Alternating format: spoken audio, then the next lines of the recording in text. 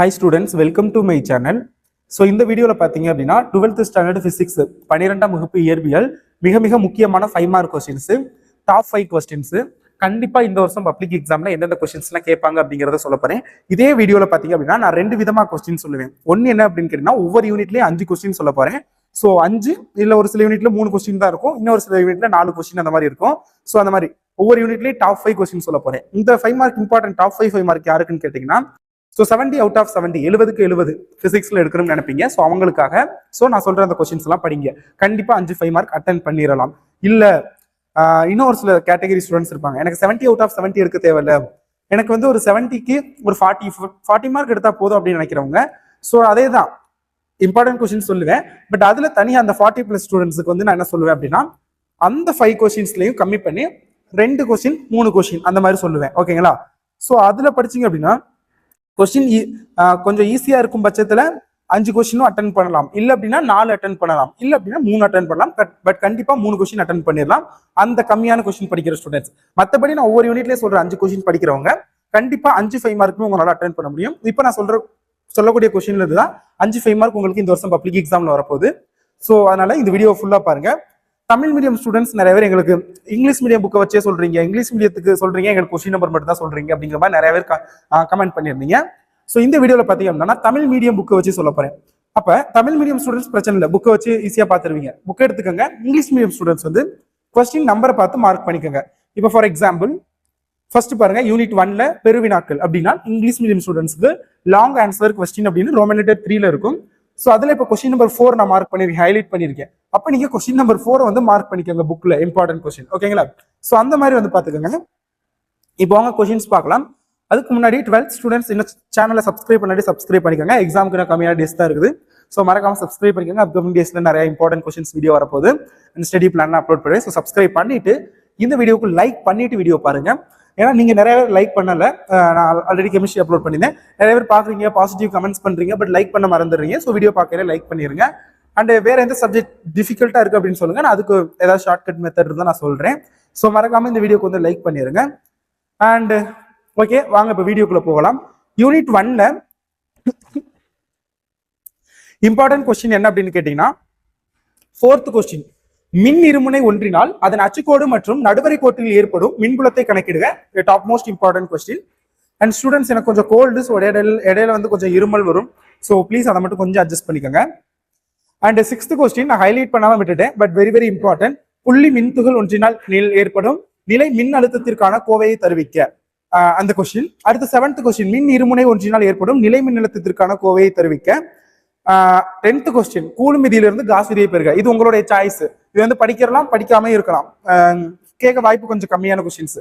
11th question, மின்னூட்டம் பெற்ற முடிவில்லா நிலம் உள்ள கம்பியினால் ஏற்படும் மின்புலத்திற்கான சமன்பாட்டை பெறுக. And 22 Van de Graaff generator. 99% இந்த யூனிட்ல இருந்து இந்த வருஷம் இந்த 5 மார்க் தான் வரும் அப்படிங்கிற மாதிரி எக்ஸ்பெக்ட் பண்றாங்க மேக்ஸிமம் டீச்சர்ஸ் வந்து. ஸோ அதனால இதை கொஞ்சம் நல்லா பாத்துக்கோங்க. ஸோ இதெல்லாம் தான் top most important questions in unit 1. And அந்த 40+ ஸ்டூடெண்ட்ஸ் அவங்க இதையும் கொஞ்சம் கம்மி பண்ணி சொல்றேன் அவங்களுக்காக. நீங்க ஒரு 3 மார்க்கு 5 அட்டன் பண்ணலாம், பட் கொஸ்டின் கஷ்டமா கேட்டா அப்படின்னா மேபி நான் மற்ற ஹைலைட் பண்ணது நீங்க படிக்காம இருந்து வந்திருக்கலாம். ஸோ அதனால 3 கேரண்டி அட்டன் பண்ணிடலாம். ஸோ உங்களுக்கு இந்த யூனிட்ல 4, 6, அதுக்கப்புறம் பாத்தீங்க அப்படின்னா 22 இது 3 பாத்துக்கோங்க. இல்ல 4 ஓகே, அது பாத்துக்கோங்க. முடிஞ்சா அப்படின்னா 7th கொஸ்டின் பாத்துக்கோங்க. ஸோ இதெல்லாம் வந்து உங்களுக்கு ரொம்ப ரொம்ப இம்பார்ட்டன்ட் கொஸ்டின்ஸ் இந்த யூனிட்ல. ஓகேங்களா? இதுதான் இந்த யூனிட்ல உள்ள top most important questions. So இதை வந்து நல்லா படிங்க இந்த யூனிட்ல.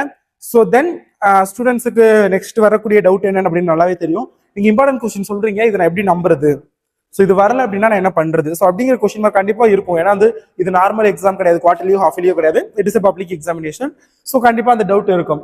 ஸோ அந்த டவுட்டை கிளாரிஃபை பண்றதுக்கு நான் எதுவும் பண்ண போறது இல்லை, நீங்களே பாருங்க. இப்போ நான் சொல்ற கொஸ்டின்லாம் புக்ல மார்க் பண்ணிக்கோங்க. மார்க் பண்ணிட்டு நீங்க எந்த வருஷம் பப்ளிக் எக்ஸாம் கொஸ்டின் பேப்பர் வேணாலும் எடுத்து பாருங்க. இல்ல அப்படின்னா இதுக்கு முன்னாடி நடந்த halfly exam question paper, state லெவல்ல நடந்த halfly exam question paper, quarterly exam question paper, அது மாதிரி எந்த கொஸ்டின் பேப்பர், குவார்டர்லி இல்ல full portion, halfly exam question paper, revision exam question paper, அது எது வேணாலும் எடுத்து பாருங்க.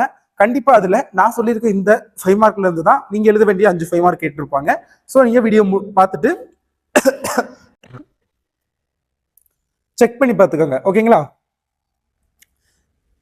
ஓகே, நெக்ஸ்ட் யூனிட்ல பாத்தீங்க அப்படின்னா உங்களுக்கு எது இம்பார்ட்டன்ட்னா, ஃபர்ஸ்ட் கொஸ்டின், மின்னோட்டத்தின் நுண்மாதிரி கொள்கையை விவரித்து அதிலிருந்து ஓமிரியின் நுண் வடிவத்தை பெறுக. 4th கொஸ்டின், வோல்ட் மீட்டரை பயன்படுத்தி மின்கலத்தின் அக மின்தடையை காண்பதை விளக்குக.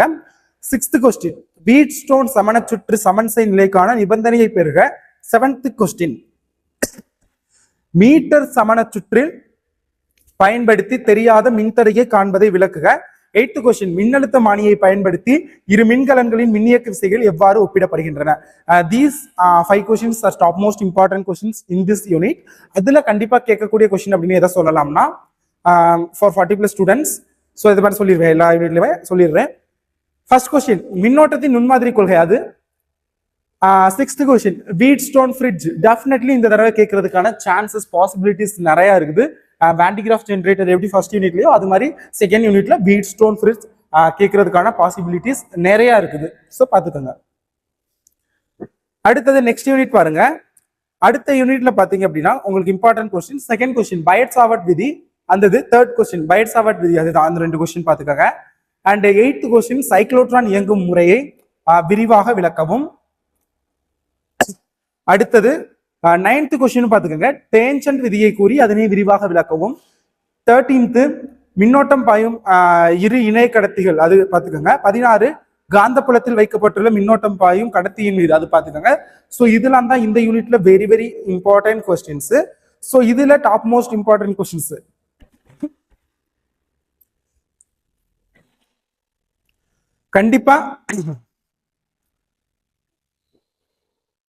கண்டிப்பா எக்ஸ்பெக்ட் பண்ணக்கூடிய கொஸ்டின் அப்படின்னு கேட்டீங்கன்னா சைக்ளோட்ரான். இந்த வீடியோல நான் டைரக்டா ஒரு கொஸ்டின் சொல்லுவேன். சைக்ளோட்ரான் டெஃபினெட்லி இந்த தடவை கேட்கறதுக்கு சான்சஸ் நிறைய இருக்குது. அண்ட் இன்னொரு கொஸ்டின் சொல்லுவேன் அப்படின்னா டான்ஜென்ட். இது ரெண்டையும் பார்த்துக்கோங்க. நெக்ஸ்ட் யூனிட்ல பாருங்க, 4th யூனிட். ஸோ அதுல பாத்தீங்க அப்படின்னா 9th கொஸ்டின், வரிச்சுருளின் நீளமானது அதன் விட்டத்தை விட பெரியது என கருதி. அந்த கொஸ்டின். 11வது கொஸ்டின், ஒரு சோடி கம்பி சுருள்கள் இடையே உள்ள பரிமாற்ற மின் தூண்டல் M12 = M21. 14வது கொஸ்டின். இந்த யூனிட் மட்டும் பாத்தீங்க அப்படின்னா இங்கிலீஷ் மீடியத்துக்கும் தமிழ் மீடியம் வேற மாதிரி கொஸ்டின் நம்பர் மாறி இருக்கு. ஸோ அதை மட்டும் பாத்துங்க, மத்த எல்லாம் ஒரே விஷயம் தான். 14வது கொஸ்டின், ஏசி மின்னியற்றின் பொதுவான அமைப்பு விவரங்களுடன் விவரி. 15 தேவையான படத்துடன் ஒரு கட்ட ஏசி மின்னியற்றின் செயல்பாட்டை விளக்குக. 16 3 கட்ட ஏசி. 17 மின்மாற்றியின் அமைப்பு மற்றும் செயல்பாடு. 21 தொடர் RLC சுற்று. ஸோ இதெல்லாம் இந்த யூனிட்ல வந்து top most important questions. So இதுல கண்டிப்பா இந்த தடவை எக்ஸாமுக்கு எக்ஸ்பெக்ட் பண்ணக்கூடிய கொஸ்டின்ஸ் என்னன்னு அப்படின்னு கேட்டீங்கன்னா கண்டிப்பா பாத்தீங்க அப்படின்னா ஒரு கட்ட ஏசி 15th கொஸ்டின் ஃபுல் ஒரு கட்ட ஏசி முழு ஏசி, அதான் ஃபுல் ஏசி. ஸோ அடுத்தது பாத்தீங்க அப்படின்னா தொடர் RLC சுற்று RLC சர்க்கியூட் 21. அது அப்புறம் 17வது கொஸ்டின் மின்மாற்றியின் அமைப்பு மற்றும் செயல்படும் விதம். ஸோ இது மூணும் டாப் மோஸ்ட் இம்பார்ட்டன்ட் கொஸ்டின். அடுத்தது பாத்தீங்க அப்படின்னா மேக்ஸ்வெல் சமன்பாடுகளின் தொகை நுண்கடித வடிவில் எழுதுக. First question. அடுத்து ஹெட்ஸ் ஆய்வை விளக்கவும் 3rd கொஸ்டின். மின்காந்த அலைகளின் பண்புகளை கூறுக 6th கொஸ்டின். அடுத்தது பாத்தீங்க அப்படின்னா 8th கொஸ்டின் வெளியீட்டு நிறமாலை உட்கவர் நிறமாலை. இதுல டாப் மோஸ்ட் இம்பார்ட்டன்ட் கொஸ்டின் அப்படின்னு பார்க்கல ஃபர்ஸ்ட் 8th 9th இந்த 3 கொஸ்டின் பார்த்துக்கோங்க. Top 3 question. அடுத்து பாத்தீங்க அப்படின்னா நெக்ஸ்ட் யூனிட் 6th யூனிட்ல ஆடி சமன்பாட்டினை வருவித்து பக்கவாட்டு உறுப்பிற்கான கோவையை பெறுக. அடுத்து பிசியூ முறை ரொம்ப ரொம்ப இம்பார்ட்டன்ட், லாஸ்ட் இயர் பப்ளிக் எக்ஸாம்ல கேட்டாங்க. அடுத்தது ஒற்றை கோள பெருகை 6th question. 7th question lens உருவாக்குவரின் சமன்பாட்டை வருவித்து அதன் முக்கியத்துவத்தை எழுதுக. மெல்லிய லென்ஸ் ஒன்றிற்கான சமன்பாட்டை வருவித்து அதிலிருந்து உருப்பெருக்கத்திற்கான கோவையை பெறுக 8th கொஸ்டின். முப்பட்டகம் ஒன்றின் திசை மாற்ற கோணத்திற்கான சமன்பாடை வருவித்து அந்த 9th கொஸ்டின். 10th கொஸ்டின் நிறப்பிரிகை என்றால் என்ன. ஸோ இதெல்லாம் வெரி வெரி இம்பார்ட்டன்ட். இதுல டாப் கொஸ்டின்ஸ் அப்படின்னு சொல்ல போனா அப்படின்னு எது கேட்டீங்கன்னா பிசியூ வந்து லாஸ்ட் இயர் கேட்டனால இந்த கேட்க சான்சஸ் வந்து கொஞ்சம் கம்மி. So first question very very important, ஆடி சமன்பாடு வருவித்து அது. அடுத்தது லென்ஸ் உருவாக்குவரின் சமன்பாடு 7th question very very important. அடுத்து 9th கொஸ்டின் முப்பட்டகம். இது மூணும் பார்த்துக்கங்க, ரொம்ப ரொம்ப இம்பார்ட்டன்ட். அந்த 40+ அவங்களுக்கு சொல்றேன் 70 out of 70 டெஃபினெட்லி நான் ஹைலைட் பண்ணிருக்க கொஸ்டின்ஸ் எல்லாத்தையுமே பார்த்து தான் ஆகணும். ஸோ தென் நெக்ஸ்ட் யூனிட் பார்த்தீங்க அப்படின்னா உங்களுக்கு வந்து 5th கொஸ்டின் யங் இரட்டை பிளவு ஆய்வில் பெறப்படும் பட்டயகலத்திற்கான கோவை பெருக. சம்டைம்ஸ் பாதை வேறுபாட்டிற்கான கோவையும் கேட்பாங்க, பட் வெரி இம்பார்ட்டன்ட் அப்படின்னா பட்டயகலம், அது பார்த்துக்கோங்க. அடுத்தது கீற்றணி ஒன்றில் நடைபெறும் கொஸ்டின் 8th கொஸ்டின். அடுத்தது 12th கொஸ்டின் எளிய நுண்ணோக்கி. 10th கொஸ்டின் விளிம்பு விளைவு. 13th கொஸ்டின் கூட்டு நுண்ணோக்கி. 16th கொஸ்டின் நிறமாலை மானி, அது பார்த்துக்கோங்க. இதுல டாப் மோஸ்ட் இம்பார்ட்டன்ட் அப்படின்னு பார்க்கல 5th கொஸ்டின் யங் இரட்டை பிளவு பட்டயகலத்திற்கான கோவை. அது 8th கொஸ்டின் கீற்றணி ஒன்றில் நடைபெறும் விளிம்பு விளைவுக்காக விளக்கி எம்மாவது பெருமத்திற்கான நிபந்தனையை பெறுக. ஸோ அடுத்தது 12th கொஸ்டின் எளிய நுண்ணோக்கி ஒன்றினை விவரித்து அண்மை புள்ளி குவியப்படுதல் மற்றும் இயல்பு நிலை குவியப்படுதலில் ஏற்படும் உருப்பெருக்கத்திற்கான சமன்பாடுகளை பெறுக. அது very very important.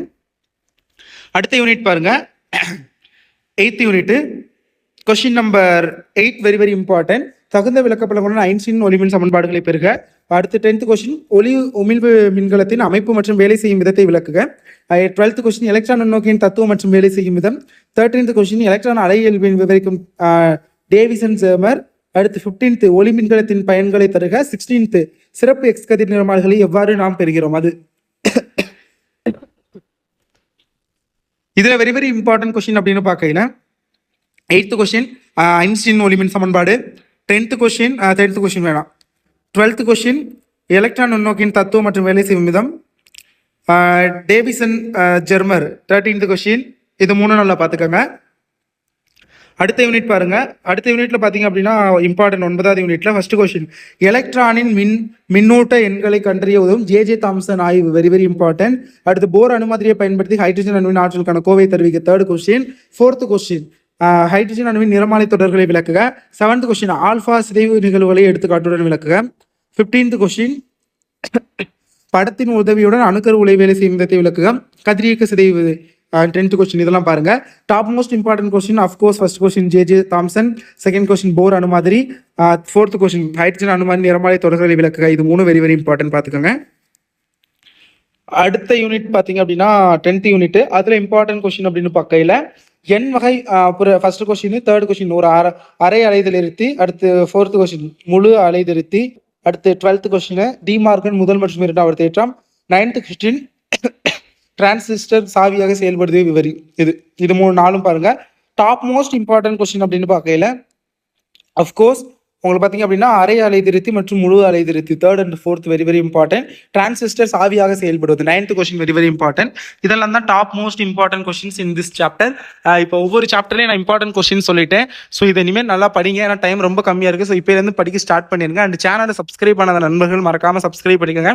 Thank you so much for வாட்சிங் திஸ் வீடியோ அண்ட் சப்ஸ்கிரைப்.